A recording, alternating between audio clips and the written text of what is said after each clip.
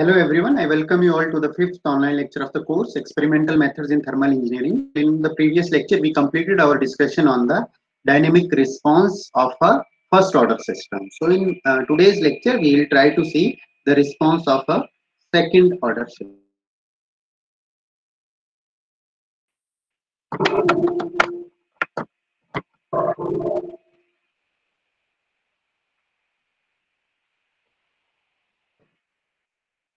Okay, so as I told you earlier also that particularly when we talk about thermal systems, because of the second law of thermodynamics, we are not having any example which is related to the second order system. So over here, what we will do, we will start our discussion on the second order systems with the help of mechanical systems.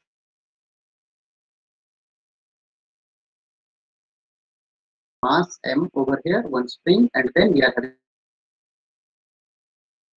consider that our x1t is nothing but our input displacement and x2t is nothing but it represents the output of this mechanical system. Okay, so if we have to write down the governing equation for this system, we will be having nothing but m into d square x2 by dt square.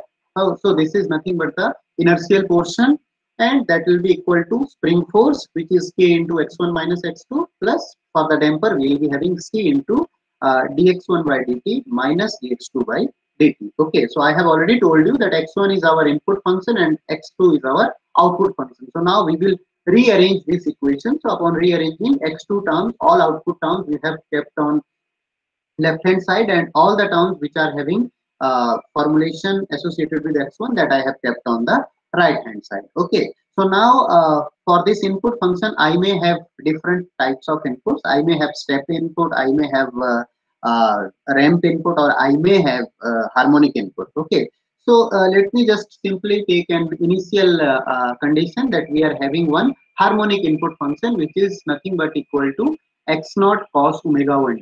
Okay, so now I will not over here give you the mathematical formulation for the response of our system. Rather, I will physically try to explain. Okay, so this type of spring mass system, nothing but you can consider that, say you are having some needle, so to which one spring is attached, and then you are having one damper also. So damper, if not physically attached, obviously what will be happening when you will be having the rotation of the needle, there will be certain friction where your needle is fixed. Okay, and now with the help of your hand, if you are providing some displacement to that needle, so that will be responding. Okay, so now if we are giving the harmonic input, so it means we are giving the harmonic function as an input, harmonic displacement to our mechanical system. What will be happening? Obviously our system will be responding to that, and we will be getting some harmonic output of it. Okay, but what will be happening while we are giving the harmonic input, and whatever the output we will be receiving from the system, there will be certain phase lag between our input function and output function, and at the same point of time also the amplitude of output will be different. Okay, and depending upon the frequency of this input function, our system will behave differently. So for example, when we give the displacement at very low frequency, so if we are giving the displacement, input displacement at very low frequency, almost identical to the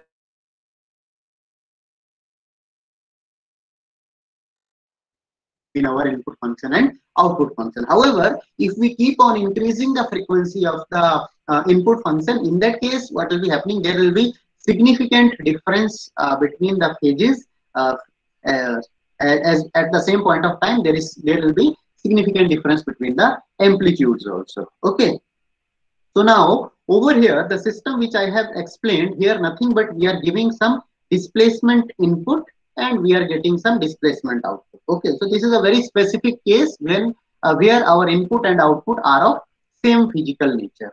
But in actual practice, whenever we will be studying any generalized system, we may have different type of input forces. For example, if we are devising this type of system for pressure measurements, so what may happen at our input lever, we may find some force which is acting on this lever because of the pressure which is associated with the phenomenon where we want to measure the pressure.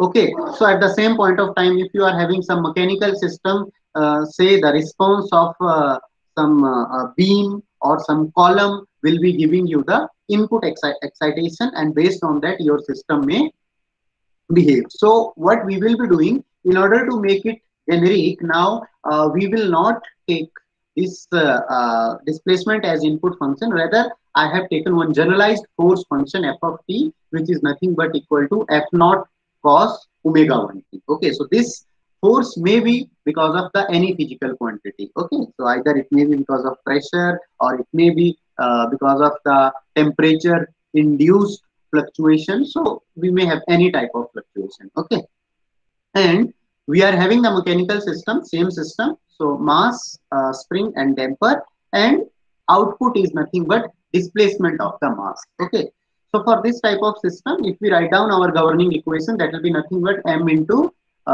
d square x by dt square, which is representing the inertial part, and then because of the damper, c into dx by dt, and kx is the spring force term. And on the right hand side, we will be nothing but having our forcing function. So we are having harmonic forcing function f naught into cos omega 1t. Okay. So now this is a very generic system which probably you might have studied in your dynamics course or even in your vibration course. Okay. So what I will do, if we have to find out the solution of this one, once again it is nothing but a ordinary differential equation, second order ordinary differential equation, and it's a non-homogeneous equation. So if we have to find out the solution of this equation, means output x of t, that will be nothing but our x complementary function plus x particular integral. Okay, so what I will do over here, because this is a very general system, you study in many of your subjects. I think in your undergraduate course of mechanics of rigid bodies also you might have gone through the this type of system. So that's why I'll not over here give you the full mathematical solution. Rather, I'll I'll directly give the solution, and I'll try to physically relate that how our solution is actually related to this course on measurements. Okay. So over here, what I have done, so directly if I give you the solution, you will be finding that x as function of time will be nothing but equal to f naught by k into cos of omega 1t minus pi, and in the denominator we will be having 1 minus omega 1 by omega n whole square, uh, and then plus 2 into c by cc omega 1 by omega n whole square, and whatever the term we are having in the denominator, whole square root of the entire equation. So this is nothing but this is after you solve this equation and individually find out first the complementary function and particular integral, and then you add both the terms, then you will be finding this as your final solution. Now over here, if you see, we have taken many symbols. So for example, this phi we have taken for phase, then we have included another symbol omega n, and this omega 1 was nothing but it was already known, it was the frequency of the forcing input. And then we have also included one term cc, and so let us now try to see individually what are these different terms which we are having in our solution. So this phi is nothing but it represents the phase lag in between our input function and output function. Okay, so phi is nothing but tan inverse 2 c by cc omega 1 by omega 1 divided by 1 minus omega 1 by omega n square. Okay, and this omega n is something which is known as the natural frequency of the system. Okay, so omega n is known as natural frequency of system. So it is nothing but equal to spring constant divided by mass of the system square root of this. And Cc, which is equal to 2 into square root of m into k, it is known as the critical damping coefficient. So this is something which is known as the critical damping coefficient.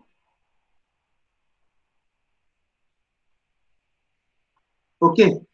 So now we have got the solution. So we are having different terms: natural frequency, critical damping, and then we are having the final output of the system x. So now if we try to relate the amplitude, means ratio of amplitude. So for example, if I take output amplitude divided by input amplitude, so what I'll be getting? So if you see over here, our output is nothing but x of t, and in this output, this whole term over here represents the amplitude apart from this cos omega 1 t minus phi. Okay, so our output amplitude I can simply write as nothing but x if I take out this term cos omega 1 t minus phi. So let me write apart from this cos, whatever the remaining term we are having, let me call this whole term as nothing but equal to x naught. So if this whole term is x naught, I can say my output amplitude as nothing but x naught. Okay, and my input amplitude. So input amplitude, if you try to see over here, what will be happening? We are giving the force amplitude as F naught. Okay, and we are having one spring which will be deflecting over here, and restoring force in the spring will be K times X. So if we have to find out the input amplitude, that will be nothing but equal to F naught divided by K. Okay, because mass is directly connected to the spring, and whatever the force is acting on this mass, that is being transmitted to the spring. So we will be having input amplitude as F naught by K. So if we take this ratio, what we will be finding, x naught by f naught by k. So this f naught by k will be cancelling. So we will be finally finding that our equation will be nothing but equal to 1 divided by whatever this term we are having in the denominator. Now, so this is what I have represented over here. That this is my output amplitude, and f naught by k is nothing but my input amplitude. So if I take the ratio, amplitude ratio means output divided by input amplitude. So that if I plot, what I'll be finding, we are having different terms over here. So one of the variable is nothing but omega 1 by omega n, and another variable is c by cc. So what we have done over here, we have plotted along the abscissa omega 1 by omega n and amplitude along ordinate, and then over here we have plotted these different lines for different values of c by cc. Now this ratio of c by cc is something which is represented by symbol zeta, and it is also known as damping ratio. Okay, so ratio of c by cc is something which is known as damping ratio.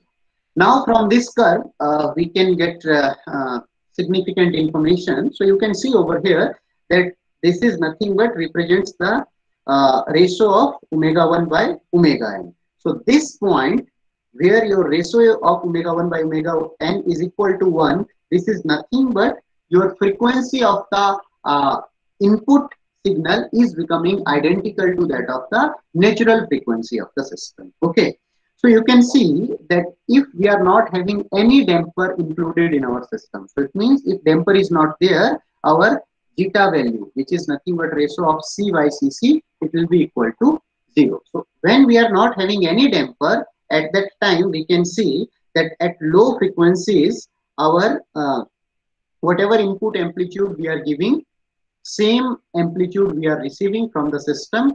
However, when we are reaching the value of frequency which is around 0.3 times, so for, let us consider over here, this is nothing but value of frequency as 0.3, over here it is 0.4. Okay, so you can see that when the ratio of frequencies is going beyond 0.3, at that time what is happening, your output amplitude has actually started increasing exponentially, and it has approached to very high amplitude. So it means it is approaching towards infinity.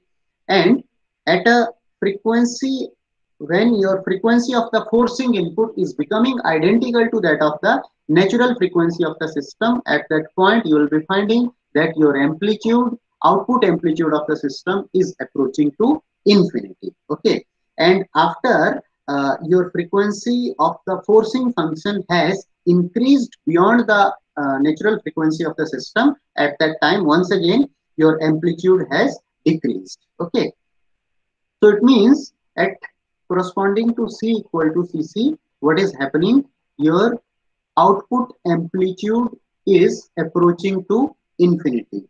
Okay, so it means what will be happening at this point? Our system will not be behaving properly. So that's why this point particularly is resonance point, and frequency of forcing function corresponding to natural frequency is something which is known as the resonant frequency of the system. Okay, so this infinite output amplitude was observed when our damping ratio is equal to 0. So we are not employing any damper in our system. Okay. However, if we keep on increasing the amount of damping, in that case, what will be happening? Our system response will be actually uh, coming to the finite value. So, for example, you can see over here, even at the resonance point, for a damping ratio of zero point 0.3, we are having some finite value of the frequency amplitude. Okay, sorry, output amplitude of the system.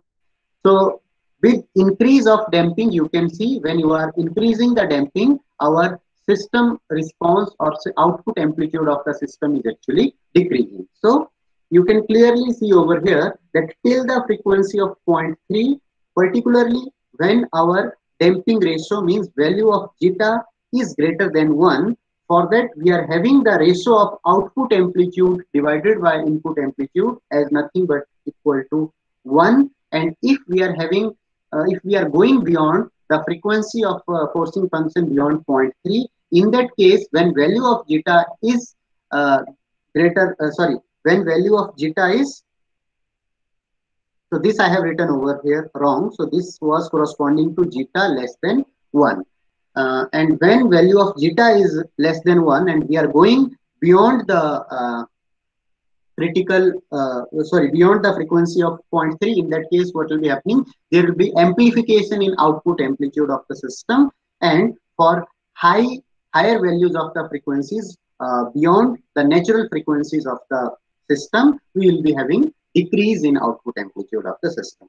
And even for the low frequencies also, it can be observed when our damping ratio is increased. For example, value of zeta is becoming greater than 1. So you can see this is zeta corresponding to 1, zeta equal to 2. So with increase of zeta, our output amplitude has actually decreased significantly in comparison to the whatever the input amplitude we are applying on this system. Okay. So it means you can clearly see that the ratio of output amplitude divided by input amplitude x naught by 1 is constant only for the values of frequencies omega 1 by omega n less than 0.3, and that is something which is happening when we are having value of zeta as less than 1. Okay, so it means these are the conditions corresponding to which our system is having linear dependence between the input and output functions. Okay, so this is something what we can conclude from here, that depending upon the frequency of the input forcing function, our output obtained from the system behaves differently, and we are having significant variations in the output amplitude of the system. So that's why the response of this type of input forcing function is sometimes known as the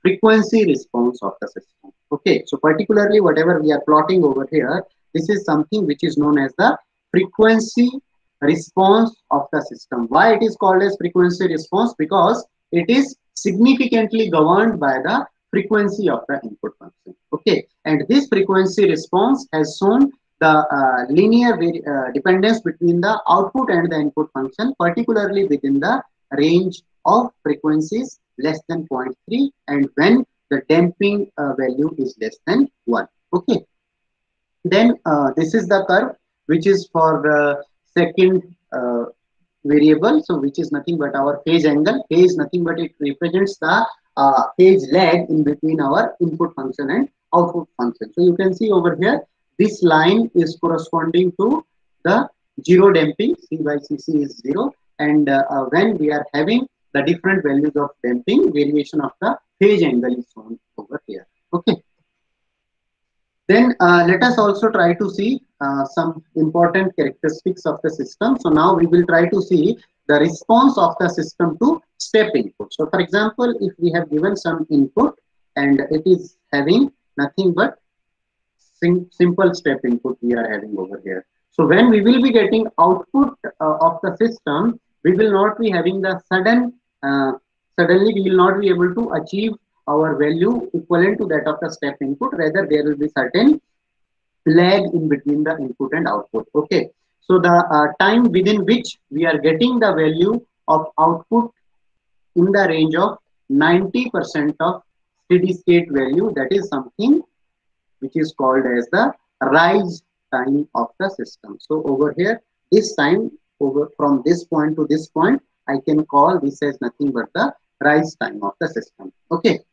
Now one important phenomenon happen over here. So if we are not having damping properly, means if our system is having value of zeta less than 1, in that case what will be happening, we have already seen from this plot that when value of zeta is less than 1, in that case we will be having the amplification of the output amplitude, means value of output amplitude may go above the input amplitude whatever we are applying to the system. Okay, so for this type of system, when we are having the value of zeta is less than 1, while the system will be approaching to the steady state value, it may have some oscillatory behavior. So over here you can see that instead of directly achieving a single value, we are having some oscillations over here. So this type of oscillations is something which is known as the ringing phenomenon.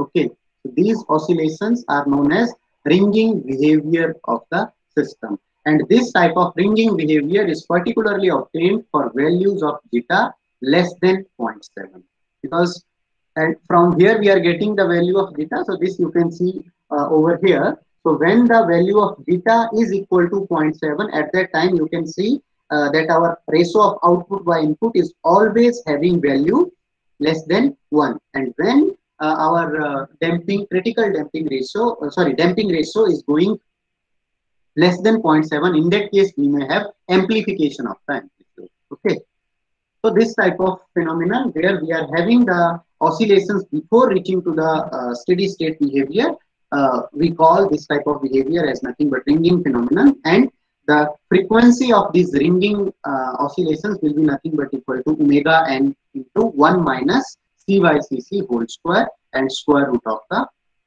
entire term. Okay. Then what we will be doing now, so this is just I have briefly told you that what will be happening while second order system will be responding to the step input. Now let us mathematically try to see for different values of beta, different values of damping, what will be happening. Okay. So now once again, what we are having the same system, m into d square x by dt square plus c into dx by dt plus k times x equal to, now instead of having, so earlier what we were having, f naught sine omega t or cos omega t. Okay, so now instead of harmonic function we are having nothing but a constant input function, and let us consider for that constant input function we are having these boundary conditions that at time t equal to 0 value of our output function is equal to 0, and also when time is 0 the slope of our output function is equal to 0. Okay, so when you solve this equation and if we consider that our xs is nothing but the steady state behavior, so if I consider that this is my xs is nothing but it represents the steady state response of the system, in that case for zeta equal to 0, it means when we are not having any damping, take the ratio of system output as a function of time divided by steady state output of the system, that will be nothing but equal to 1 minus cos omega n t, where omega n we already know is nothing but equal to under root k by frequency of the system. And when we are having the value of zeta in between 0 to 1, so for this type of system we are not having any damping. So here we are not having any damping. When value of zeta is from 0 to 1, at that time system is called as under damped. Okay, it means our value of damping is nothing but less than the critical damping coefficient of the system. So in that case, we will be finding this as this equation will give the response of the system. When zeta is 1, so that is something which is known as the critical damping. Okay, so when our damping is exactly equal to that of the critical damping coefficient of the system. So for that, we will be finding this as our output function. So I am not doing over here the detailed mathematical analysis, because that is something which probably you might have done in your earlier courses. Okay. And for zeta greater than 1, we call our system as overdamped. So for overdamped system, we will be finding this as our output response, where k is nothing but equal to zeta square minus 1 whole square root. Okay, so what I will be doing now, whatever these different functions I have represented over here, nothing but we have to see that how graphically these are behaving. Okay, so what I have done, I have plotted xt by xs along ordinate and value of omega n into t along abscissa, and what we are having, this one is nothing but it represents our input function. Okay, so we were having the step input, unit step input function. So when our value of zeta, which is equal to c by cc, is equal to 0. So in that case, what will be happening? It means that we are having a second order system. In that second order system, we are giving step input, and in that second order system, we are not having any damper attached to the system. So in that case, what will be happening? If you see the output response, this line is corresponding to zeta equal to 0. Okay. So over here, you can see that nothing but we are getting some harmonic output. So it means if you are having a second order system which is not having any damper attached to it, if you give the step input, we will be getting some harmonic output. And when we put some damping within the range of zeta varying from 0 to 1, so for example, this line is corresponding to zeta equal to 0.1, then we are having 0.2, then we are having 0.4. So in that case, what will be happening? Though initially we will be getting some harmonic output response from the system, but that response will be decaying with time, and when ultimately it will be approaching to nothing but our steady state response, means value of 1. Okay. And when we are having the value of zeta as nothing but equal to 1, so this line you can see, this is corresponding to value of zeta equal to 1. In that case, what will be happening? Without any overshoot beyond the desired output, our system will be exponentially approaching to the output. Okay. And if we further increase the value of damping beyond the critical damping coefficient of the system, in that case, what will be happening? Once again, our system will be approaching to the steady state solution, but the rate at which it will be approaching to steady state value, that will be actually decreasing. Okay, so in that case, our system will be nothing but overdamped. Okay. So this is something which I have given you the variation on a 3D plot. So it is good for visualization. So initially you can see that when we were having the 0 value of damping ratio, in that case, the behavior of the system was nothing but harmonic. And when we have increased the damping coefficient, in that case, what has happened? Though initially we were having some harmonic response of the system, but that harmonic response has finally decayed to the steady state value. Okay. And as we keep on increasing the value of critical damping coefficient towards a damping coefficient towards the critical damping coefficient of the system, we see or we observe that the behavior of the system changes from harmonic output response to some exponential approach towards the steady state value.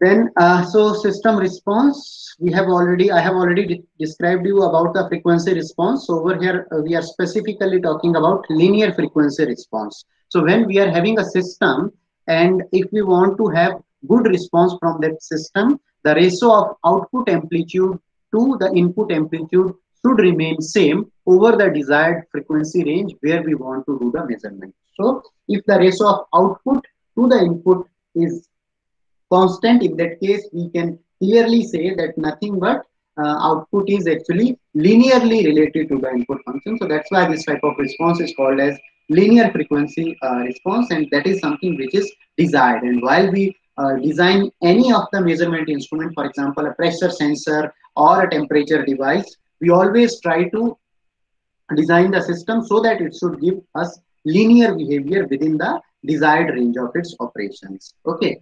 Then second term is related to the amplitude response. So amplitude is nothing but if we are having a system which is reacting in an linear way to various input amplitude, then we will be calling it as linear amplitude response. Okay. So in case of frequency response, what was happening? System was responding based on the frequency of the input function. And in case of amplitude response, whatever the initial amplitude we are giving, our system is actually responding to the input amplitude. Then obviously, once again, for linear amplitude response, what we will be having, the ratio of output to the input amplitude will be constant. Okay. And any system, if it is going beyond the linear range, then we call that system is nothing but overdriven. And this over driving, particularly for the second order systems, happens when value of damping coefficient is less than 0.7. Now this is another term, distortion. So distortion is something which is known as the variation of signal from its true form. Okay. So this type of distortion is more of relevant for the complex input signal. So sometimes we may have an input signal which is though of harmonic nature, but it comprises of the large number of frequency band.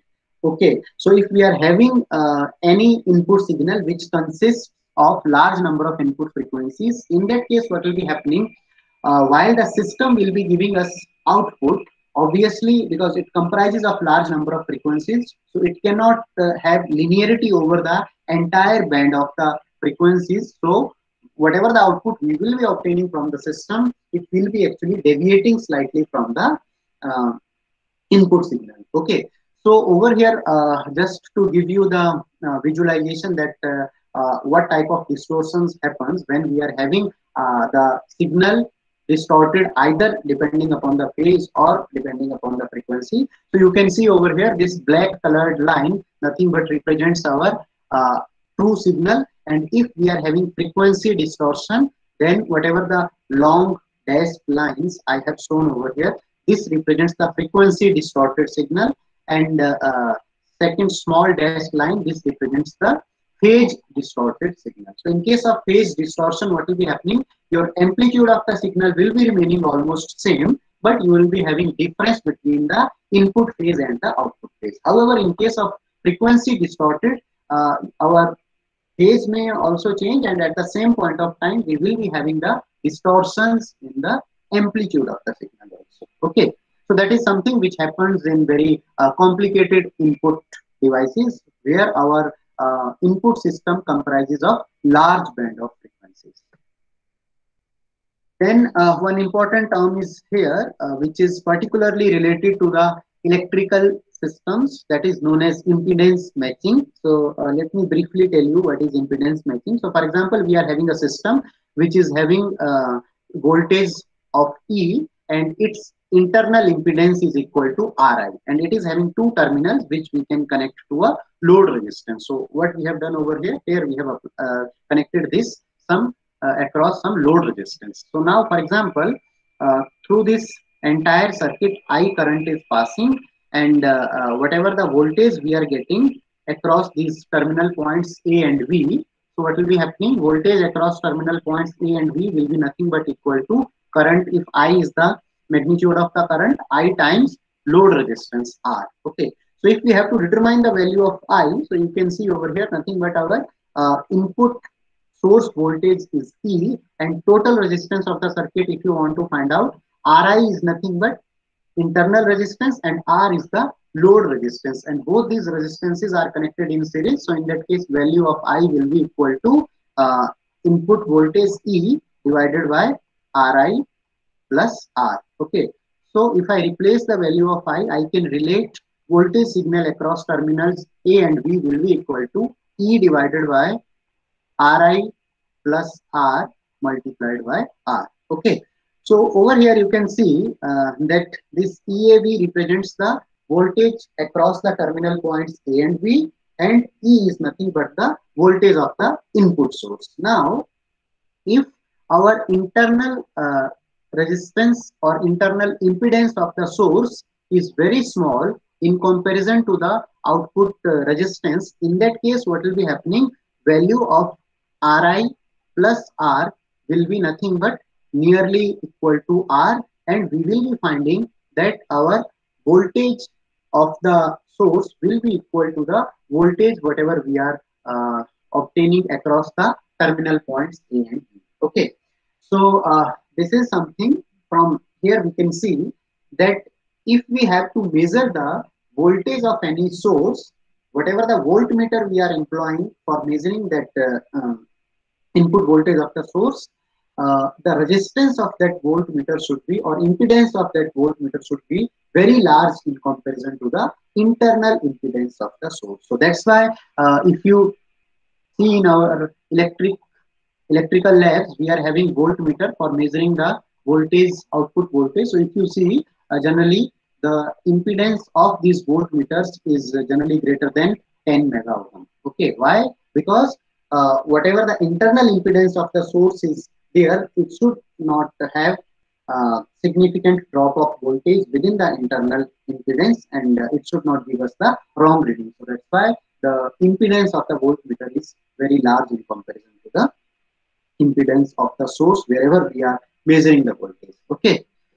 Then one important point also I can draw from here. We know that our power obtained from the system is nothing but equal to voltage E square divided by R. So I can write over here EAV. Okay. So from this you can see over here that I can write E square divided by R into R by R plus Ri whole square. So that is my power. So now if I have to obtain the maximum power from the system, in that case, what I will be doing? I will be doing dP by dr equal to 0. So if you do this dP by dr equal to 0, you will be finding that your R will become equal to Ri. So it means if we have to obtain the maximum power output from some source, in that case what we have to do, we have to consider the load resistance in such a way so that it is equivalent to that of the internal impedance of our power source. Okay, so this type of impedance matching is particularly required for electrical systems. Okay, why I have discussed over here, because this you can directly relate to your frequency response of the system, whatever I have just now explained in the previous slide. So as we are doing over here the impedance matching, in the similar way frequency matching can also be done between the forcing function and the natural frequency of the system in order to obtain the desired output. Okay.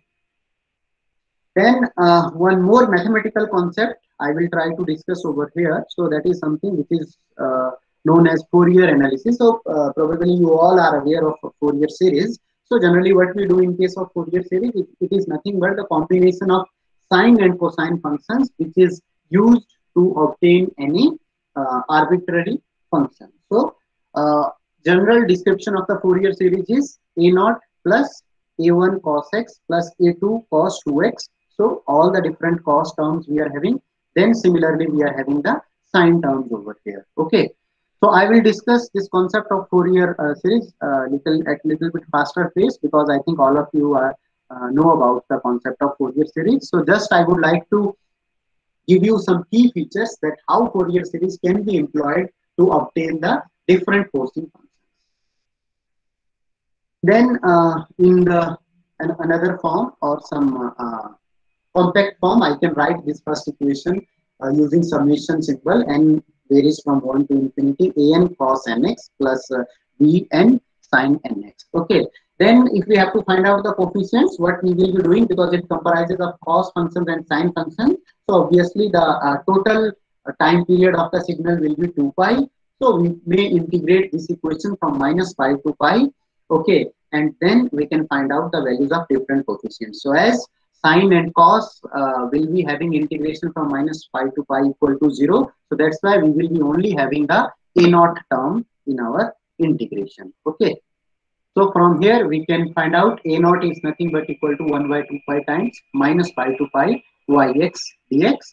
Then for finding out the value of bn, what we will be doing, we will first multiply both sides of this equation by sine mx, where m is nothing but some another integer value, okay, which may be equal to n or which may differ from n. Okay, so if we multiply this equation on the both sides, and then if we try to apply the analogies, whatever I have given over here, we will be finding finally the value of bn equal to 1 by pi minus pi to pi yx sine nx dx. Okay, so this is something which is already you are knowing from your basic engineering mathematics course. So that's why I am not going into the detailed derivation. Just I have included it over here for recapitulation. Similarly, you can find out the coefficient an. Now, in the previous slide, what I have done in this slide, what I have done over here, I have included the total period as 2 pi, and that's why we have done the integration from minus pi to pi. So now, if in general sense, if you want to consider that our total time period 2 pi is nothing but equal to capital T, so in that case, what I can do, I can consider small pi as say some general arbitrary variable L. So if we can transform all our values of coefficients from pi to L, we will be finding these values over here. Okay. Then this is nothing but the final equation, which is now written in the general form. Okay, so this was our final equation, a naught plus n varies from 1 to infinity, an cos n omega t plus bn sin omega t. So I have already told you in our previous lecture that if we have to write this equation in terms of the phase angle form, I can write this as cn cos n omega t minus phi n, where my c will be equal to an square plus bn square root, and tan phi n will be equal to bn by an. So this is something which I have described in the previous lecture also. Okay, so that's why I am going over here a little bit fast. Okay, so now comes the important part. So till this was nothing but recapitulation of the Fourier series. So over here what we have done, in this slide I have given you the different types of waveforms. So first waveform we are having nothing but a square waveform, then we have a triangular waveform, then we have a ramp input based waveform.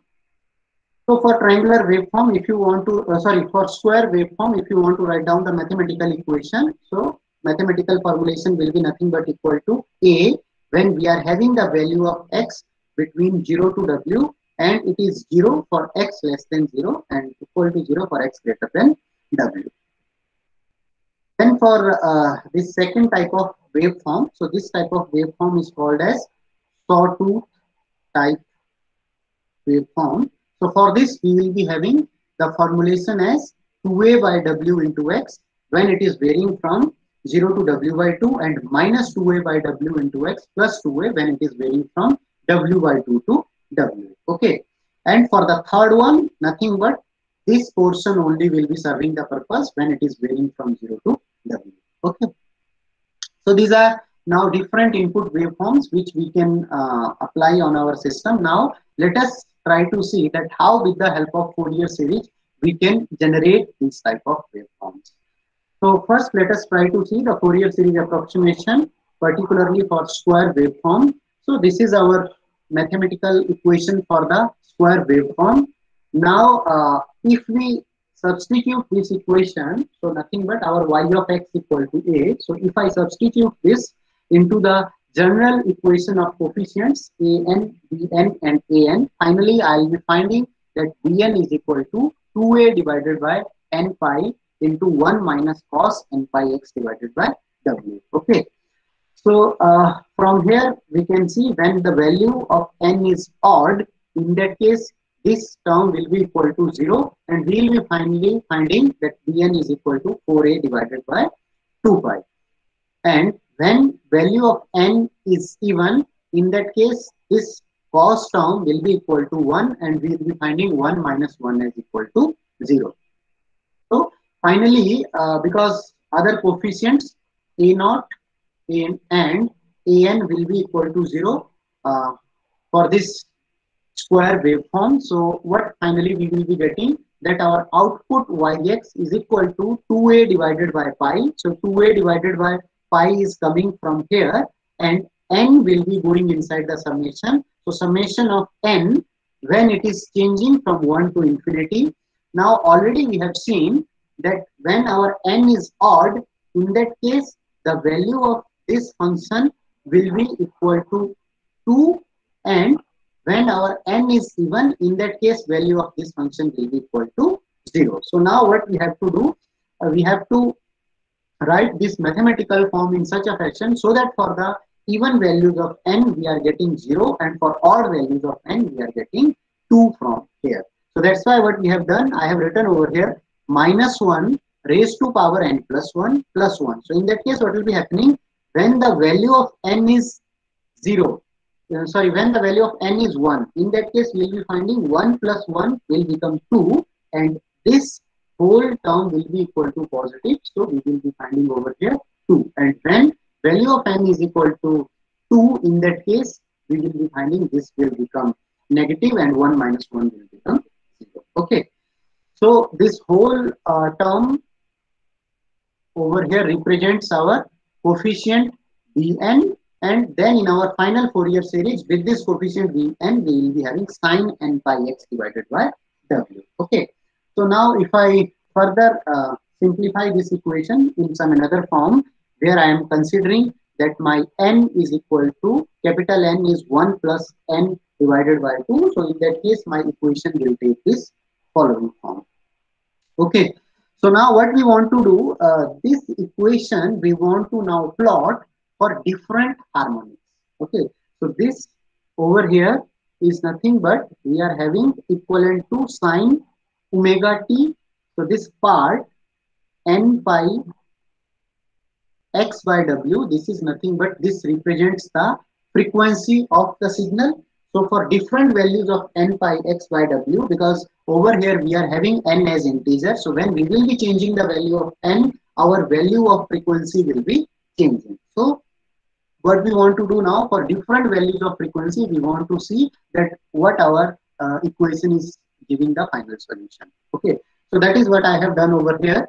So whatever the final solution we are getting, yx by a, that I have plotted here for different values of n. So this plot we cannot infer something from this one, because this is representing the value of frequencies varying from 1 to 100. Okay, so over here then what we have done on the right hand side, we have shown very less curves particularly for different values. So first is corresponding to the fundamental harmonic n equal to 1. Then this second plot is corresponding to when we are taking the sum of harmonics up to frequency of 9.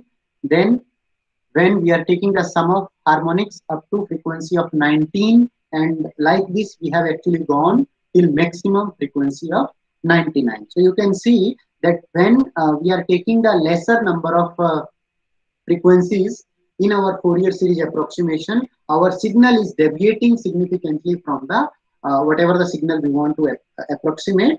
However, for when we are including the more number of harmonics, here our system has shown the actual behavior or desired behavior, whatever we are looking for. Okay, so this is something which is nothing but the three-dimensional representation. So from here you can see that when our value of n is equal to 1, we are getting, so when our value of n is equal to 1, we are getting something else, or our Fourier series approximation is giving us some signal which is completely different from our required signal. And when value of n is 9, then we are getting the signal close to the square waveform, but what we are having, still we are having certain oscillations over here. And when we have kept on increasing the number of harmonics, ultimately we found that we are able to exactly mimic the square waveform, whatever we want to do. Okay. So same thing without giving the mathematical equation, I have included over here for sawtooth wave function also. So you can see that for initial values, for initial harmonics, how you are getting the response, and when you have increased the number of harmonics, we are actually able to get the exactly the triangular shape or the sawtooth waveform from our Fourier series approximation. Okay, and this graph over here represents the approximation corresponding to the ramp waveform. Then this is nothing but I have represented over here the coefficients for square waveform for different harmonics. Okay, so you can see that for the first harmonic we are having very large value of the coefficient, and as our harmonics are increasing, value of coefficient has actually decreased significantly, and finally it acquired almost a constant value for the later harmonics.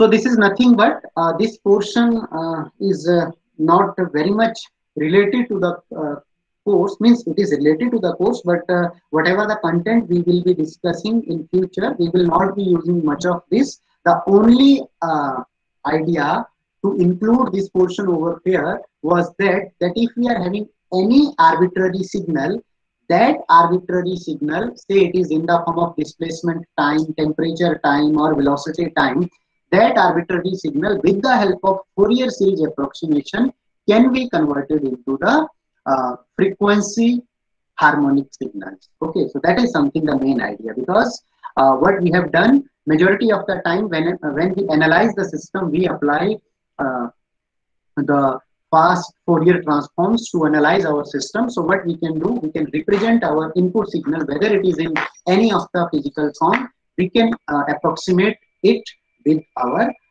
Fourier series approximation in the form of different harmonic inputs.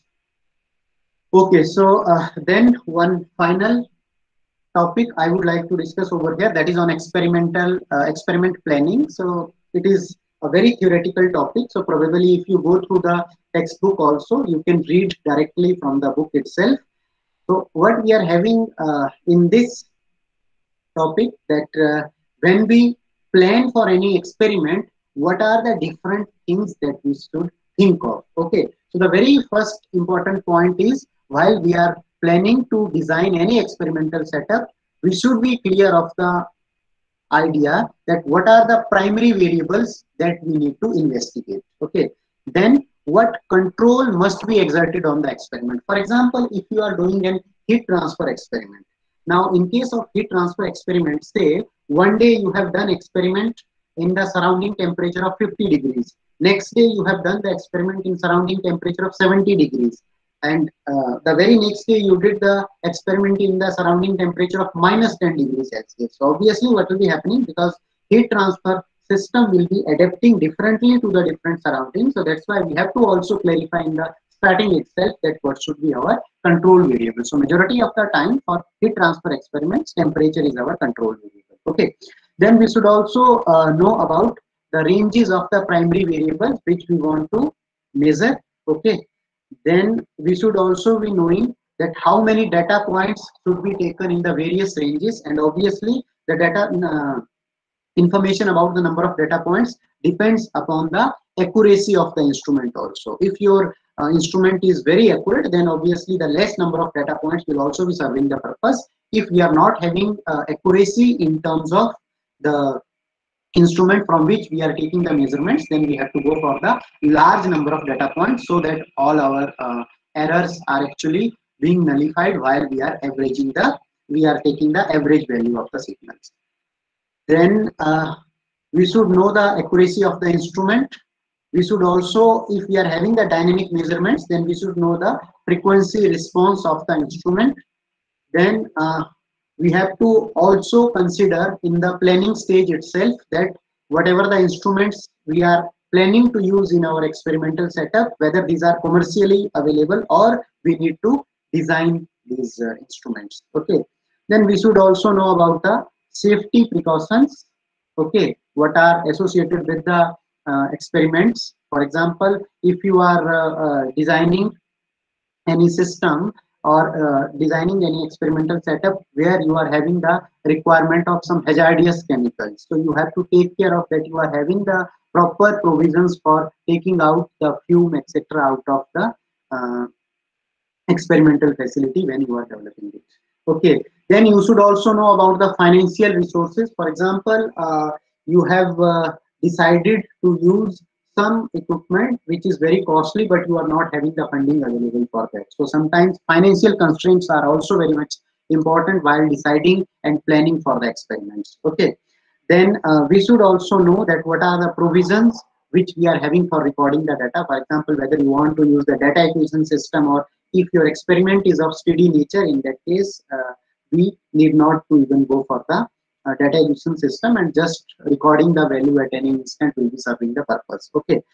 Then what provisions have been made either for online or subsequent computer reduction of data. So basically, once we are getting the raw data, so what we have to do, we have to reduce it in the usable form, and then we have to make it presentable. Okay. Then over here what I have done, I have also included some generalized experimental procedure.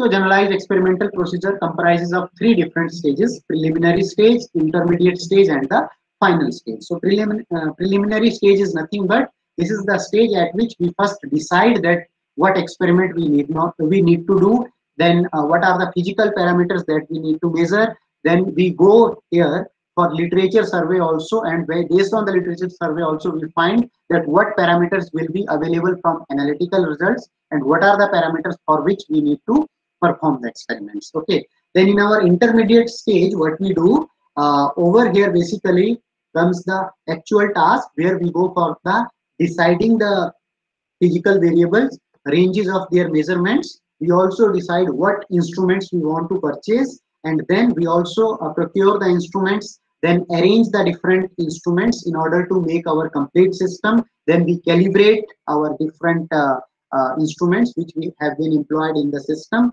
and then we also, whatever the initial measurements we take, we try to validate our experiments with the existing literature. Okay, so that is something which is called as the intermediate stage, and once our validation and calibration is completed, then we go for the bulk collection of data. So we go for large number of experiments, and then whatever the experiments we have done, we will try to analyze them, and then we will try to develop some theories based on our experimental results whatever we are having, and finally then we publish these results, experimental results whatever we are having.